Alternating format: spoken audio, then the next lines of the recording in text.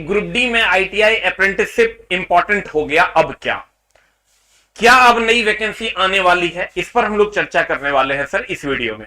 प्यारे बच्चों, ये जो ग्रुप डी में आईटीआई और अप्रेंटिसशिप की बात की जा रही है, ये ऑलरेडी इससे पहले जो वैकेंसी अभी जो आपको देखने को मिल रहा है, या उससे पहले की जो वैकेंसी है, वहीं पर ये बातें हुई थी। लेकिन बहुत बड़ा आंदोलन हुआ और उसके बाद इन चीजों को पोस्टपोन्ड कर दिया गया और 10th पास वाले बच्चों को ही एलिजिबल कर दिया गया। मामला यह हुआ था कि आपका जितना भी मेडिकल संबंधित जो भी पोस्ट था उसमें, और ट्रैफिक संबंधित जो भी पोस्ट था उसमें 10th पास वालों को एलिजिबल किया गया था, और बाकी सभी पोस्ट में जो कि मैक्सिमम पोस्ट होते हैं उसमें सर आईटीआई या अप्रेंटिसशिप वालों के लिए वो पोस्ट क्रिएट किया गया था और कहा गया था कि ग्रुप डी में अब आईटीआई अनिवार्य होगा। लेकिन उसके बाद बहुत बड़ा आंदोलन हुआ था, हमको याद है बहुत अच्छे से। वो आंदोलन एक बहुत उग्र रूप ले चुका था, जिसके बाद रेलवे भर्ती बोर्ड ने अपने डिसीजन को पीछे लिया और सभी में 10th पास वाले बच्चों को एलिजिबल कर दिया। लेकिन बोर्ड ये बात जानती है कि एकाएक अगर हम कुछ भी लाएंगे तो बच्चा नहीं मानेगा, तो पहले से ही इस चीज पर प्रिपरेशन स्टार्ट कर दिया बोर्ड ने कि भैया अभी देखो, अब ये बातें कहां से निकल कर आई, अभी क्यों आई, ये सोचने वाली बात होगी सर कि ये जो बातें अभी निकल कर आई ये अभी क्यों आई, इसके पीछे क्या कारण है। सर कारण ये है, अगर आप इसको अच्छे से एनालाइज करोगे तो आपको सीधा कारण आपको समझ में आएगा। जो हमको समझ में आता है, हो सकता है कि ये कारण किसी और को समझ में अलग तरीके से आए, इट मे बी पॉसिबल। ये opinion vary from person to person. जो हमको दिख रहा है सर कि मामला ये है कि आप भी ये जानते हैं कि ये 2019 की वैकेंसी है जो अभी आपको दिख रही है। ये 2019 की वैकेंसी है जो अभी आपको दिख रही है, जो आपके पास है अभी, जो 1,03,000 वैकेंसी या 35,000 पोस्ट जो एनटीपीसी का है, या 1,03,000 जो ग्रुप डी का जो पोस्ट है, ये 2019 की वैकेंसी है। तो आपको ये पता है कि 2019 के बाद ये 2022 आ गया है, और अगर आप गौर से देखिएगा 2024 में चुनाव होना है। तो ये जो 2022 आ चुका है और 2022 से 2024 के बीच में एक साल आता है 2023। 2018 में चुनाव था, तो 2018 में एक वैकेंसी आई और उसका कंप्लीट प्रोसेस करवा लिया गया, जिसके और 2019 में वैकेंसी दे दी गई।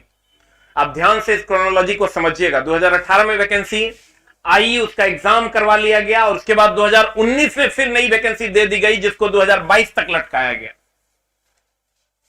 ठीक है, अब 2024 में फिर से सेंट्रल का चुनाव है। तो चुनाव है तो बेरोजगारी विपक्ष के लिए एक अहम मुद्दा होगा, यह सबको पता है। एक बहुत बड़ा मुद्दा होगा विपक्ष के लिए। बेरोजगारी बेरोजगारी बेरोजगारी और महंगाई, ये दो चीजें एक अहम मुद्दे पर आकर खड़ी होंगी। महंगाई तो जो है उसको कम नहीं किया जा सकता है, उसके लिए सरकार की अपनी पॉलिसी है, क्या है नहीं है वो सरकार जाने। लेकिन अगर जो बेरोजगारी की बात हम करें, तो बेरोजगारी पर के सवाल पर तो उनको जवाब देना होगा। तो पिछले बार उन्होंने जवाब दिया था कि 2018 में वैकेंसी निकाला और उसकी ज्वाइनिंग भी करवा दी, और 2019 वाली वैकेंसी निकाल के छोड़ दी, और 2019 में उन्होंने चुनाव जीत लिया। अब बात आता है 2022 में, तो 2024 में चुनाव होना है, 2022 आ चुका है, तो फिर से चुनाव में बेरोजगारी एक अहम मुद्दा होगा। तो सभी रेलवे को यह इंस्ट्रक्शन दिया गया है, जो कि गुप्त सूत्रों के हवाले से खबर है, कि सभी, आप पेपर वगैरह में भी देख रहे होंगे एएलपी की वैकेंसी को लेकर के, उस पर भी हम अलग से वीडियो बनाएंगे। तो सभी रेलवे को यह इंस्ट्रक्शन दे दिया गया है कि आप जो है नई भर्ती की प्रक्रिया को तुरंत जो है एक प्रोसेस में लाइए। क्योंकि अगर आप इस प्रोसेस में नहीं लाते हैं तो फिर 2023 में अगर हम वैकेंसी अब खाली दे के छोड़ देंगे तो लोग हमको वोट नहीं देगा। क्यों? क्योंकि 2019 में जो हम दे के छोड़े थे तो मामला गड़बड़ा गया।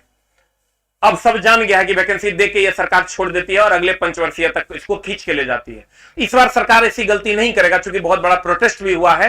तो सरकार, हमको जो प्रॉपरली फील हो रहा है सर कि 2018 में जैसे वैकेंसी देके एग्जाम करवा के ज्वाइनिंग हो गया था, वैसे ही 2022 के लास्ट या 2023 के फर्स्ट में वैकेंसी देके एग्जाम लेके प्रोसेस को कंप्लीट करवा दिया जाए। अगर नहीं करवाती है सरकार तो लोग विश्वास में कभी नहीं आएंगे। इस बार बच्चा यह मानने के लिए कदापि तत्पर नहीं है कि आप खाली वैकेंसी दे दीजिए और हम आपका बात मान लेंगे कि आप बेरोजगारी हटाना चाहते हैं। यह बात सरकार को पता है, और उस टाइम में जब वैकेंसी आएगी तो लोग ये हल्ला न करें, फिर से आंदोलन ना हो पिछले बार के जैसा, इसलिए पहले से ये बातें क्लियर कर दी गई। अभी सभी रेलवे भर्ती बोर्ड को ग्रुप डी के सभी पोस्ट की जितनी भी भर्तियां हैं, क्योंकि सबसे ज्यादा वैकेंसी ग्रुप डी के पोस्ट पर आती है, क्योंकि चला ग्रुप डी पे कोई रहता नहीं है। ग्रुप डी में जाने के बाद बहुत सारे डिपार्टमेंटल एग्जाम्स देके लोग आगे बढ़ जाते हैं और ग्रुप डी के पोस्ट फिर से वैकेंट हो जाते हैं। तो ग्रुप डी की वैकेंसी एक बहुत बड़ी वैकेंसी है रेलवे को लेकर के। और प्राइवेटाइजेशन पे भी आप देखे होंगे बहुत बार अश्विनी वैष्णव जी का बयान मंत्रालय में आया कि राज्यसभा में, लोकसभा में वो बयान देते हुए देखे गए कि नहीं, रेलवे का प्राइवेटाइजेशन नहीं होगा। इसका मतलब अब रेलवे का अगर प्राइवेटाइजेशन नहीं हो रहा है, बेरोजगारी के मुद्दे पर सब विपक्ष को जवाब देना है, तो एकमात्र उपाय है कि रेलवे का वैकेंसी निकाला जाए। तो रेलवे का वैकेंसी निकाला जाए तो उसके लिए चीजों को पहले से क्लियर किया जाए। तो पहले से क्लियर किया जाए तो भाई हमने पहले बता दिया कि भैया हम अब जो वैकेंसी निकालेंगे 6ठे महीने के बाद, उसमें हम तुमको जो है ITI अनिवार्य कर देंगे। अगर ये वैकेंसी नहीं आने वाली रहती तो इस पर कोई बात ही नहीं रहती। सर कहते हैं अगर भोज होने वाला है तभी ना सर सामान खरीद के आएगा, और सामान खरीद के आ रहा है इसका मतलब भोज होने वाला है। तो और वैकेंसी सरकार को देनी ही पड़ेगी, इसका कोई उपाय दूसरा दिख नहीं रहा है, क्योंकि विपक्ष हर पहलू पे इसको घेरने की कोशिश करेगी।